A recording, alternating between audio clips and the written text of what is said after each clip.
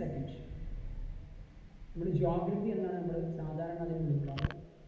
ആ ഏരിയയുടെ ക്ലാസ് അല്ലെങ്കിൽ ചാപ്റ്റർ ഫസ്റ്റ് നമ്മളിവിടെ സ്റ്റാർട്ട് ചെയ്യുകയാണ്.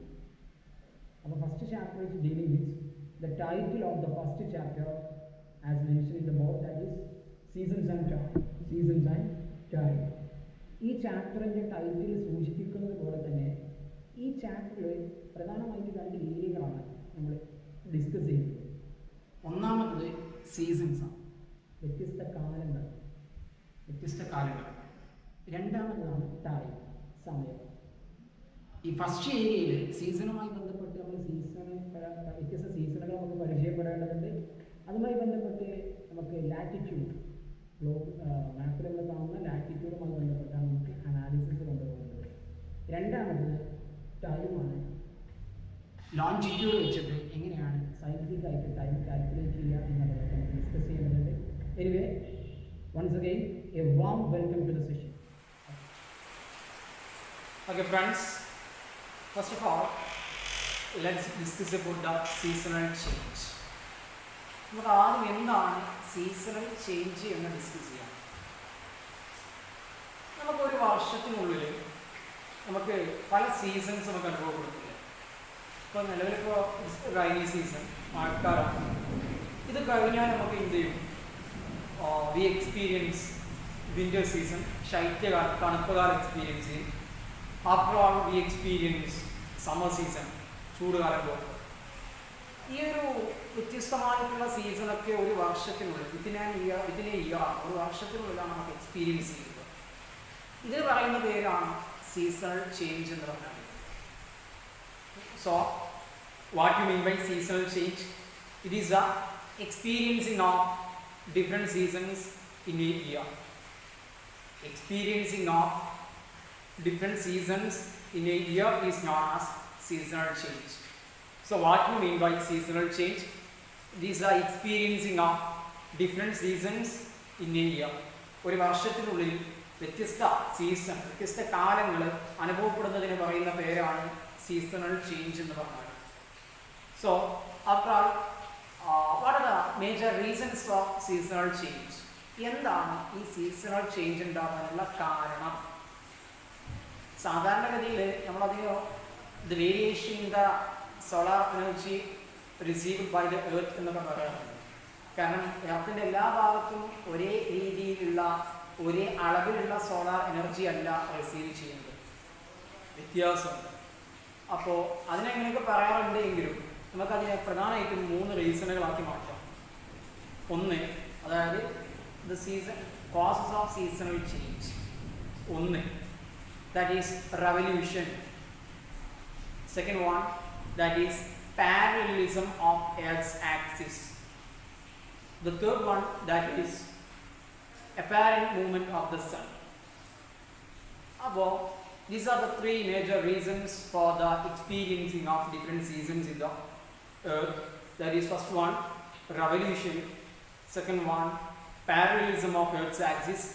And the third one, that is apparent movement of the sun. ഇനി what do you mean by revolution? എന്താണ് revolution എന്ന് പറഞ്ഞാൽ? നോക്കുക, ഈ ഗ്ലോബ് നോക്കുക. Globe, this is north pole and this is south pole. ഈ നോർത്ത് പോളിൽ നിന്ന് സൗത്ത് പോളിലേക്ക് ഭൂമിൻ്റെ അകത്ത് കൂടെ പോകുന്ന ഒരു ബെൽറ്റ്, ഒരു ഇമാജിനറി ബെൽറ്റിനെയാണ് നമ്മൾ ആക്സിസ്, അച്ചുതണ്ട് എന്ന് വിളിക്കുന്നത്. ആ ആക്സിസിൽ എർത്ത് എന്ത് ചെയ്യുന്നുണ്ട്? സ്വയം തിരിയുന്നുണ്ട്. ഇതിന് പറയുന്ന പേരാണ് റൊട്ടേഷൻ എന്ന് പറഞ്ഞാൽ. അതിന് 24 മണിക്കൂറാണ് സമയമെടുത്തത്. അതോടൊപ്പം തന്നെ ഈ എർത്ത് സണ്ണിന് ചുറ്റോളം എന്ത് ചെയ്യുന്നുണ്ട്? വലയിൽ വെക്കുന്നുണ്ട്. ഇമാജിൻ, ഇതാണ് എൻ്റെ ഈ അടുത്ത കൈയാണ് സണ്ണെങ്കിൽ ഈ എർത്ത് ചെയ്യുന്നുണ്ട്, ഈ സണ്ണിന് എന്ത് ചെയ്യുന്നുണ്ട്? ഇങ്ങനെ വലയം വെച്ച് പോകുന്നുണ്ട്.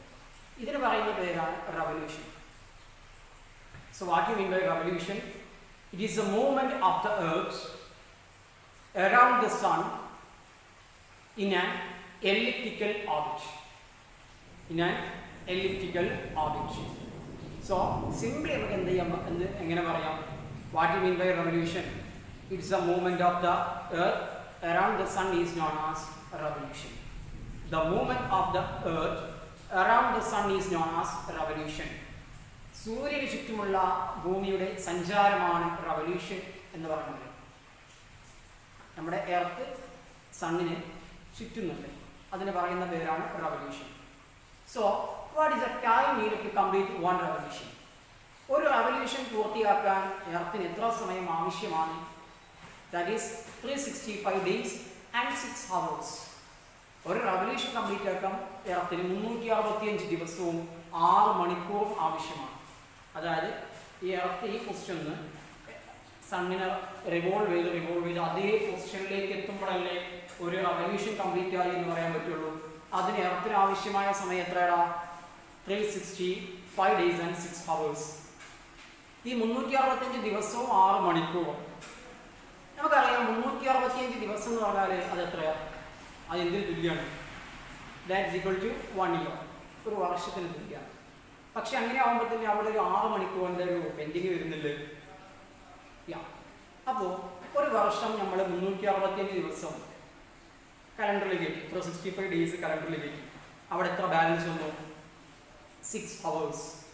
രണ്ടാമത്തെ വർഷവും നമ്മൾ എന്ത് ചെയ്തു? 367 ദിവസം കലണ്ടറിലേക്ക് കയറ്റി. ആ വർഷവും പെൻഡിങ് എത്ര ഉണ്ട്? 6 hours. പഴയ പെൻഡിങ് 6, മൊത്തം 12 മണിക്കൂർ ബാലൻസ് വന്നു, പെൻഡിങ്ങിൽ വന്നു. മൂന്നാമത്തെ വർഷവും 365 days നമ്മൾ കലണ്ടറിലേക്ക് കയറ്റി, പെൻഡിങ് 6 മണിക്കൂർ വന്നു, ടോട്ടൽ 18 hours. നാലാമത്തെ വർഷവും 365 days നമ്മൾ കലണ്ടറിലേക്ക് കയറ്റി, 6 മണിക്കൂർ പെൻഡിങ് വന്നു, മൊത്തം 18 + 6 24 hours. അപ്പോൾ 24 hours പെൻഡിങ് വന്നു. ഈ 24 മണിക്കൂർ എന്ന് പറഞ്ഞാൽ ഒരു ദിവസത്തിന് തുല്യമല്ലേ. അപ്പോൾ 4 വർഷം കൂടുമ്പോൾ കലണ്ടറിൽ ഒരു ദിവസം വർദ്ധിക്കും. അത്തരത്തിലുള്ള വർദ്ധിക്കുന്ന ദിവസം ഏതാ നമുക്കറിയാം? February 29th. അപ്പോൾ ആ വർഷത്തിന് പറയുന്ന പേരാണ് ലീപ് ഇയർ. ലീപ് ഇയർ എന്ന് പറയും. അത് 4 വർഷം കൂടുമ്പോഴേ സംഭവിക്കുള്ളൂ. ലീപ് ഇയർ എന്ന് പറഞ്ഞാൽ the calendar year with 366 days. The calendar year with 366 days. 366 ദിവസങ്ങളുള്ള കലണ്ടർ ഇയർ എന്ന് പറയുന്ന പേരാണ് leap year. It is experiencing during 4 years, a gap of 4 years. 4 വർഷത്തിലൊരിക്കലാണ് ഈ ലീപ് ഇയർ നമുക്ക് എക്സ്പീരിയൻസ് ചെയ്യുന്നത്.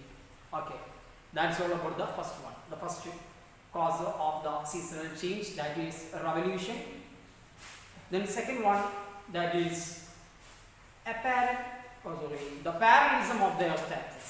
Parallelism of the earth axis. അതെന്താ നമുക്ക് പറയാം? അങ്ങോട്ട് നോക്കുക. This is a globe. That is a model of the earth.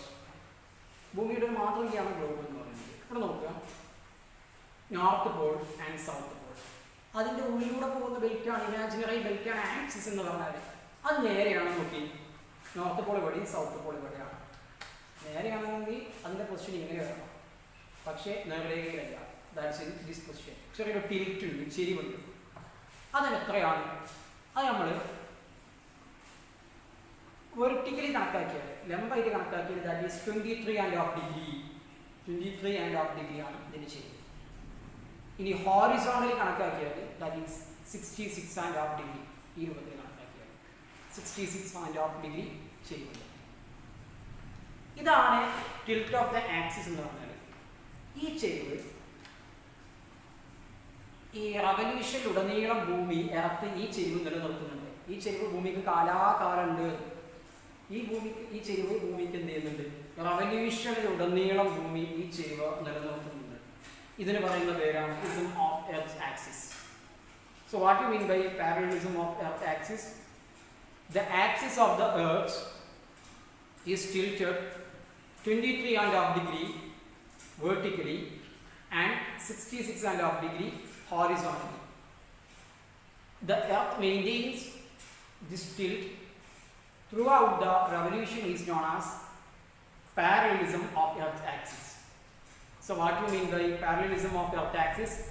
The axis of the Earth is tilted 23.5 degree vertically and 66.5 degree horizontally. The Earth maintains this tilt throughout the revolution is known as parallelism of Earth's axis. എർത്തിൻ്റെ ആക്സിസിന് 23 degree vertically ചെയ്യുന്നുണ്ട്. അതായത് 66.5 degree horizontally. ഈ ഒരു ചെരിവ് റവല്യൂഷനിലുടനീളം earth നിലനിർത്തുന്നുണ്ട്. അതിനാണ് എന്ത് പറയുന്നത്, parallelism of axis എന്ന് പറയുന്നത്. Then the third one, that is the third reason for the seasonal change, that is apparent movement of the sun. Apparent movement of the sun. നമുക്ക് എല്ലാവർക്കും അറിയാം വേൾഡ് മാപ്പ്. അതിൽ east direction, west, north and south.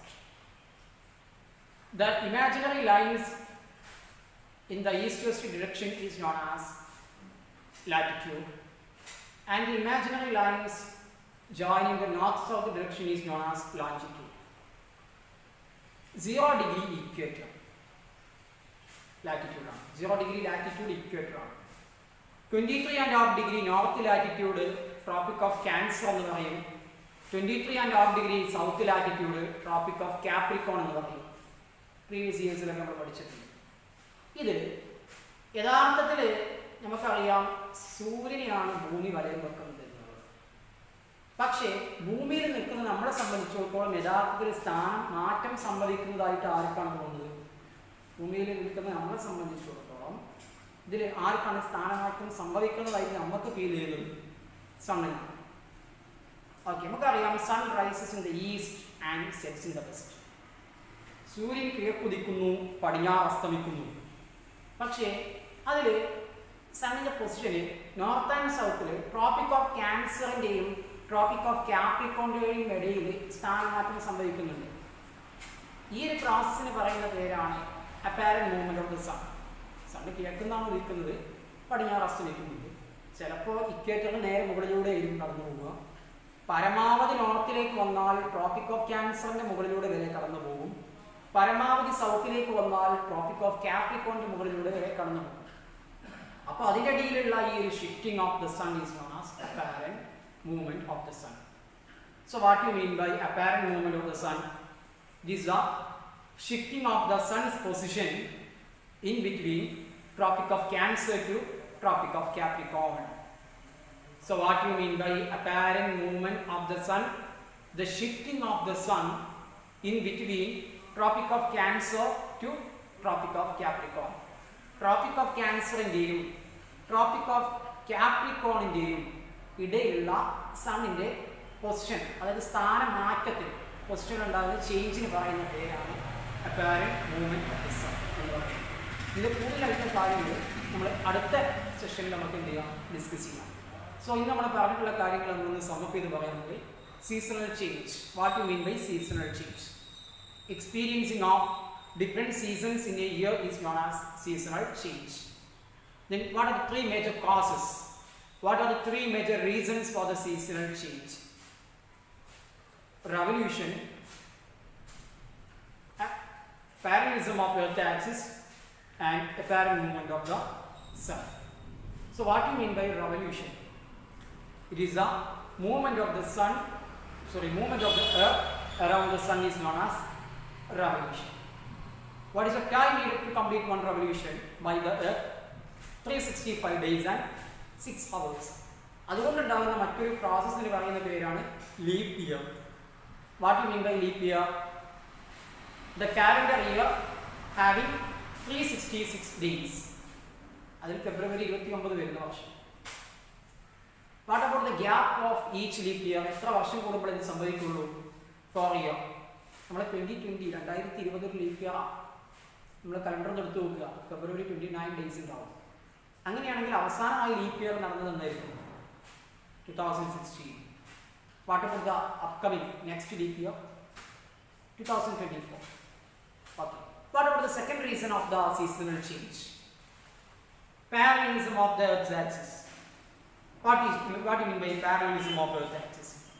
The axis of the Earth is tilted 23.5 degree vertically and 66.5 degree horizontally. The Earth maintains this tilt throughout the revolution is known as parallelism of Earth axis. And what about the third reason? Apparent movement of the sun. What do you mean by apparent movement of the sun? The shifting position of the sun in between Tropic of Cancer to Tropic of Capricorn. ഇത്രയും കാര്യങ്ങളാണ് നമ്മൾ പറഞ്ഞിട്ടുള്ളതെന്ന്. What to mean by seasonal change and what are the 3 causes of it. അപ്പോൾ ഇതിൻ്റെ തുടർച്ചയായി ബന്ധപ്പെട്ട് അടുത്ത ക്ലാസ്സിൽ നമ്മൾ എന്ത് ചെയ്യും, apparent movement of the sun ആണ് നമുക്ക് ഈ ചാപ്റ്ററിൽ ഇനി 50% വരെ നമുക്ക് ഡിസ്കസ് ചെയ്യേണ്ടത്.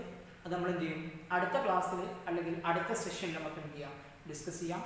Okay, thank you, by.